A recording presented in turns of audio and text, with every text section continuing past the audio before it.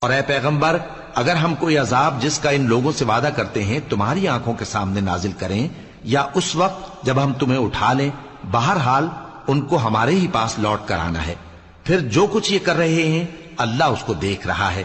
اور ہر ایک امت کی طرف پیغمبر بھیجا گیا، پھر جب ان کا پیغمبر آ جاتا ہے تو ان میں انصاف کے ساتھ فیصلہ کر دیا جاتا ہے اور ان پر ظلم نہیں کیا جاتا۔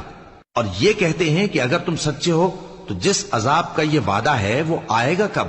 کہہ دو کہ میں تو اپنے نقصان اور فائدے کا بھی کچھ اختیار نہیں رکھتا مگر جو اللہ چاہے۔